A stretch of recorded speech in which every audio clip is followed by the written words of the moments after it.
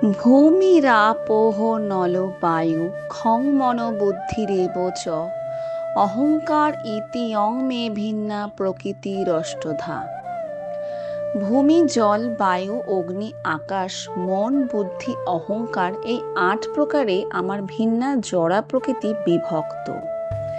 পূর্বের উল্লেখ অনুসারে জড়া প্রকৃতি প্রধান ৮টি রূপে অভিব্যক্ত হয়। সেগুলির মধ্যে প্রথম ৫টি মাটি, জল, অগ্নি, বায়ু, আকাশকে বলা হয় পঞ্চমহাভূত বা স্থূল সৃষ্টি। তাদের মধ্যে নিহিত আছে ৫টি ইন্দ্রিয় বিষয়, ভৌত জগতের শব্দ, স্পর্শ, রূপ, রস, গন্ধ। জড়বিজ্ঞানে এই ১০টি তত্ত্বই আছে, আর কিছুই নেই। কিন্তু অন্য ৩টি তত্ত্ব মন, বুদ্ধি ও অহংকার সম্পর্কে জড়বাদীরা কোনো গুরুত্ব দেয় না।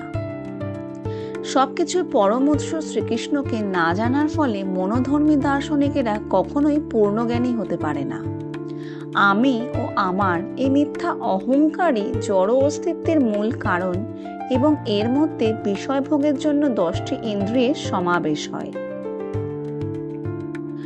অপরিয়মিতস্তন্যাং প্রকৃতি বিদ্ধি মে পরাম জীবভূতাং মহাবাহ জয়দং ধার্যতে জগৎ। হে মহাবাহ, এই নিকৃষ্ট প্রকৃতি ব্যতীত আমার একটি উৎকৃষ্ট প্রকৃতি রয়েছে। সেই প্রকৃতি চৈতন্য স্বরূপা ও জীবভূতা। সেই শক্তি থেকে সমস্ত জীব নিঃসৃত হয়ে এই জড় জগৎকে ধারণ করে আছে।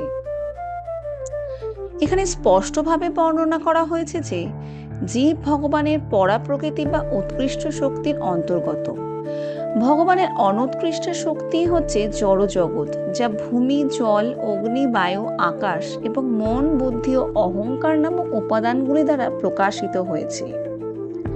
এই অনুৎকৃষ্ট শক্তিকে কাজে লাগিয়ে তার অভীষ্ট সিদ্ধির চেষ্টা করেছে যে জীব, সে হচ্ছে ভগবানের উৎকৃষ্ট শক্তি, এবং এই শক্তির প্রভাবেই সমস্ত জড়জগৎ সক্রিয় হয়ে আছে।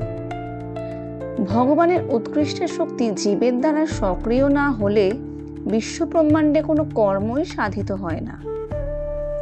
শক্তি সবসময় শক্তিমানের দ্বারা নিয়ন্ত্রিত, তাই জীব সর্বদাই ভগবানের দ্বারা নিয়ন্ত্রিত হচ্ছে, তাদের স্বাধীন অস্তিত্ব নেই। কিছু নির্বোধ লোক মনে করে যে জীব ভগবানের মতোই শক্তিশালী, কিন্তু আমরা বুঝতে পারি যে জীব কখনোই ভগবানের সমকক্ষ হতে পারে না। এতজ্জনীনি ভূতানি সর্বাণি তোপধারয়ে অহং কৃৎস্নস্য জগৎ প্রভব প্রলয়স্থতা। আমার এই উভয় প্রকৃতি থেকে জড় ও চেতন সবকিছু উৎপন্ন হয়েছে। অতএব নিশ্চিতভাবে জেনে রেখো যে আমি সমস্ত জগতের উৎপত্তি ও প্রলয়ের মূল কারণ। বিশ্ব চরাচরে যা কিছু বর্তমান তা সবই জড় ও চেতন থেকে উৎপন্ন। আমাদের এই জড় দেহটিতে চিৎ শক্তি বা আত্মা আছে বলেই এই দেহটির বৃদ্ধি হয়, বিকাশ হয়। একটি শিশু ধীরে ধীরে বালকে পরিণত হয়, তারপর সে যুবকে পরিণত হয়, কারণ ভগবানের উৎকৃষ্ট শক্তি আত্মা সেই দেহতে রয়েছে। ঠিক তেমনি এই বিরাট বিশ্ব ব্রহ্মাণ্ডেরও বিকাশ হয় পরমাত্মা বিষ্ণুর অবস্থিতির ফলে। তাই চেতন ও জড় যাদের সমন্বয়ের ফলে এই বিরাট বিশ্ব ব্রহ্মাণ্ডের প্রকাশ হয়, তারা হচ্ছে মূলত ভগবানেরই দুটি শক্তি। সুতরাং ভগবানই হচ্ছেন সমস্ত সৃষ্টির মূল কারণ। মত্ত পরতরং নান্যৎ কিঞ্চিদস্তি ধনঞ্জয় মই সর্বমিদং প্রথম সূত্রে মণিগণা ইব। হে ধনঞ্জয়, আমার থেকে শ্রেষ্ঠ আর কেউ নেই। সূত্রে যেমন মণিসমূহ গাঁথা থাকে, তেমনি সমস্ত বিশ্বই আমাতে ওতপ্রোতভাবে অবস্থান করে। রসহ হমপ্সু কৌন্তেয় প্রভাস্যে শোষে সূর্যয় প্রণব সর্ববেতেষু শব্দ খে পৌরসং নৃষু। হে কৌন্তেয়, আমি জলের রস, চন্দ্র ও সূর্যের প্রভা, সর্ববেদের প্রণব, আকাশের শব্দ এবং মানুষের পৌরস। এই শ্লোকে বর্ণনা করা হয়েছে কিভাবে ভগবান তার বিভিন্ন জড়া শক্তি ও চিৎ শক্তির দ্বারা সর্বত্র পরিব্যাপ্ত। যেমন সূর্যদেব হচ্ছেন একজন পুরুষ, এবং তাকে উপলব্ধি করা যায় তার সর্বব্যাপক শক্তি তার কিরণের মাধ্যমে। তেমনি পরমেশ্বর ভগবান যদিও নিত্যধামে বিরাজমান, তবুও তার সর্বব্যাপক শক্তির প্রকাশের মাধ্যমে তার অস্তিত্ব উপলব্ধি করা যায়। জলের স্বাভাবিক স্বাদ হচ্ছে জলের একটি সক্রিয় ধর্ম। আমরা যখন কেউ সমুদ্রের জল পান করতে চাই না, তার কারণ সেখানে বিশুদ্ধ জলের সাথে লবণ মেশানো রয়েছে। আমরা কেউ সমুদ্রের জল পান করতে চাই না, তার কারণ সেখানে বিশুদ্ধ জলের সাথে লবণ মেশানো রয়েছে। আস্বাদনের শুদ্ধতার জন্যই জলের প্রতি আমাদের আকর্ষণ, এবং এই শুদ্ধ আস্বাদন ভগবানেরই অনন্ত শক্তির একটি অভিপ্রকাশ মাত্র। সূর্য ও চন্দ্রের রশ্মি ছটাও মূলত ভগবানের দেহ নির্গত নির্বিশেষ ব্রহ্মজ্যোতি থেকে প্রকাশিত হয়। তেমনি বৈদিক মন্ত্রের প্রারম্ভে ভগবানকে সম্বোধন সূচক অপ্রাকৃত শব্দব্রহ্ম প্রণব বা ওঙ্কার মন্ত্র ভগবান থেকেই প্রকাশিত হয়েছে। পুণ্য গন্ধ পৃথিব্যাং চ তেজস্যাস্মি বিভবসু জীবনং সর্বভূতেষু তপশ্চাস্মি তপস্বীষু। আমি পৃথিবীর পবিত্র গন্ধ, অগ্নির তেজ, সর্বভূতের জীবন এবং তপস্বীদের তপ। এই জড়জগতের সবকিছুর একটি বিশিষ্ট সৌরভ বা গন্ধ আছে, যেমন ফুলের গন্ধ, মাটির গন্ধ, আগুনের গন্ধ, জলের গন্ধ, বাতাসের গন্ধ আদি। তবে পবিত্র, নিষ্কলুষ, আদি অকৃত্রিম যে সুবাস সবকিছুর মধ্যে প্রবিষ্ট থাকে তা হচ্ছে স্বয়ং শ্রীকৃষ্ণ। বিভা বসু মানে অগ্নি। এই অগ্নি ছাড়া কলকারখানা চলে না, রান্না করা যায় না, অর্থাৎ আমাদের দৈনন্দিন জীবনে কোনো কাজই করা যায় না।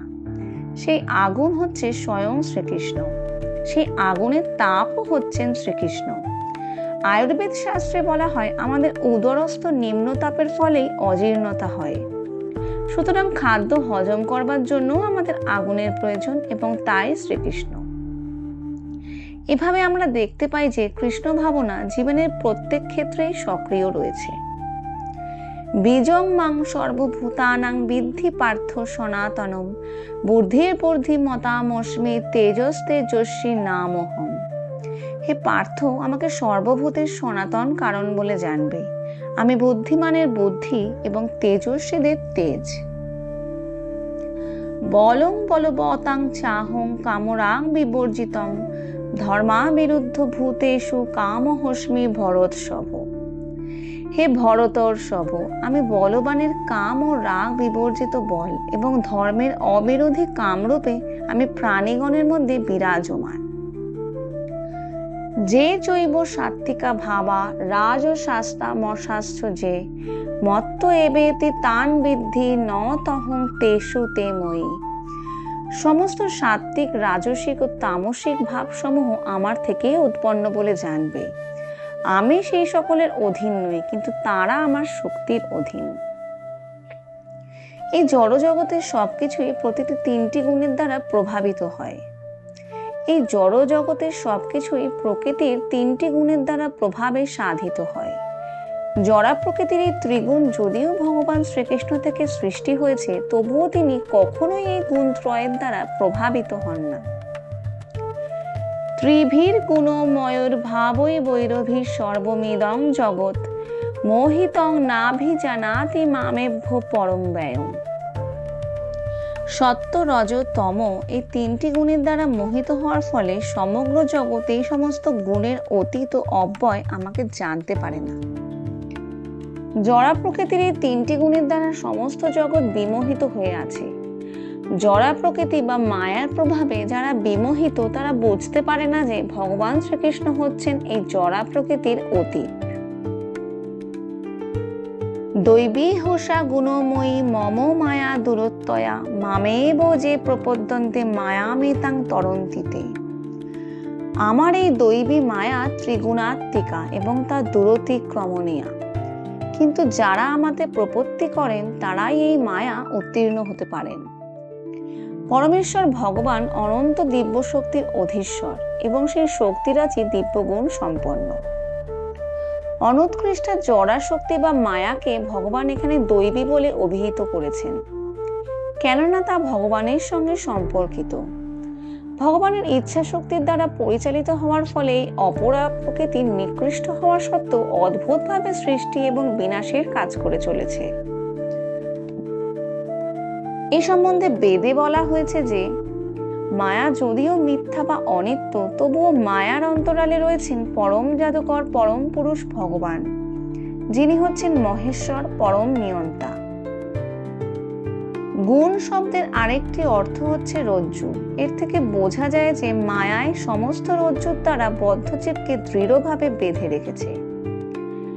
যে মানুষের হাত পা দড়ি দিয়ে বাঁধা, সে নিজে মুক্ত হতে পারে না। মুক্ত হতে গেলে তাকে এমন কারো সাহায্য নিতে হয় যিনি নিজে মুক্ত। তাই ভগবান শ্রীকৃষ্ণ অথবা তার প্রতিনিধি শ্রী গুরুদেবই কেবল বদ্ধজীবকে জড়বন্ধন থেকে মুক্ত করতে পারেন। ভক্তিযোগ বা কৃষ্ণ ভাবনা এই মুক্তির পরম সহায়ক হতে পারে। শ্রীকৃষ্ণ হচ্ছেন মায়া শক্তির অধীশ্বর, তাই তিনি যখন এই অলঙ্ঘনীয় মায়াকে আদেশ দেন কাউকে মুক্ত করে দিতে, মায়া তৎক্ষণাৎ সে আদেশ পালন করেন। জীব হচ্ছে ভগবানের সন্তান, তাই জীব যখন ভগবানের শরণাগত হয়, তখন ভগবান তার অহৈতুকী করুণাবশে পিতৃবৎ স্নেহে তাকে মুক্ত করতে মনস্থ করেন এবং তিনি তখন মায়াকে আদেশ দেন তাকে মুক্ত করে দিতে। তাই ভগবানের চরণ কমলের শরণাগত হওয়াটাই হচ্ছে কঠোর জড়া প্রকৃতির কবল থেকে মুক্ত হওয়ার একমাত্র উপায়।